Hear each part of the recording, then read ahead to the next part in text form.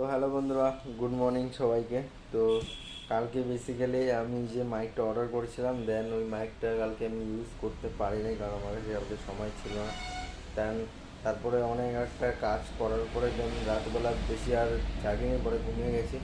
সকালে উঠলাম, ওঠার পরে কিছু খেয়ে দিয়ে তারপরে ভাবলাম যে না, মাইকটার একটা সেট আপ করে একটা ভিডিও রেকর্ড করবো, বাট তাও হলো না।